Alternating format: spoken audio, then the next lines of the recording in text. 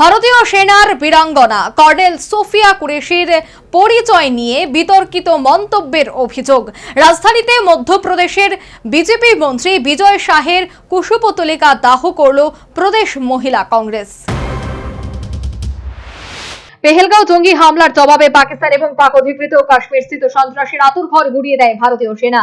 নির্ভুল এবং নিখুঁত সেই হামলার পর সাংবাদিক বৈঠক করে গোটা দেশকে অপারেশন সিঁদুরের বিস্তারিত বর্ণনা দিয়েছেন কর্নেল সোফিয়া কুরেশি এবং বায়ুসেনার ইয়ং কমান্ডার ভূমিকা সিং।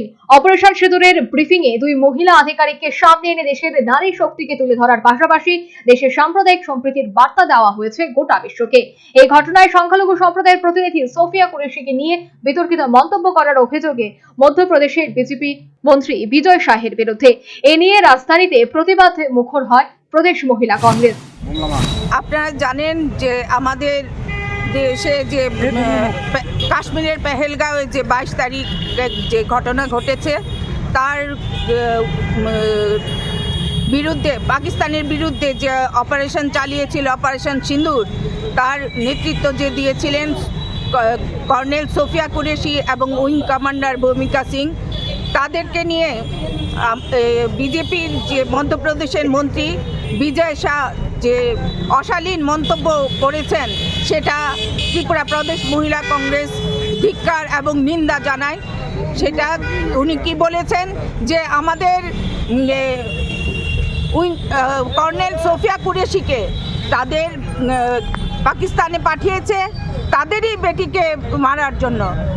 সেটা অত্যন্ত লজ্জাদায়ক। আমাদের বীর সেনানী যে সোফিয়া কুরেশি ভারত কি বেটি এবং উইং কমান্ডার ভারত কি বেটি, যারা মুখে স্লোগান দেন বেটি বাঁচাও বেটি পড়াও এবং মহিলাদের যে সম্মানের কথা বলেন মুখেই তাদের বুলি। এই বিক্ষোভ প্রদর্শনের পর বিজেপি মন্ত্রীর কুশপুতলিকা দাহ করে প্রদেশ মহিলা কংগ্রেসের নেতাকর্মী সমর্থকরা।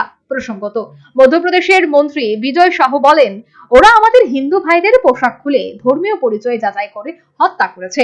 প্রধানমন্ত্রী মোদীজি ওদের অর্থাৎ জঙ্গিদের বোনকে ওদের বাড়িতে হামলার জন্য পাঠিয়েছে।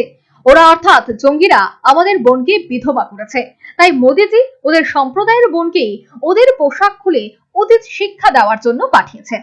এই মন্তব্য সোফিয়া কুরেশির নাম না নিলেও মন্তব্য যে তাকে উদ্দেশ্য করেই তা বুঝতে বাকি ছিল না কারোর। তবে বিতর্ক তুঙ্গে উঠতেই মন্ত্রী বিজয় দাবি করেন তার মন্তব্যে ভুল ব্যাখ্যা হয়েছে।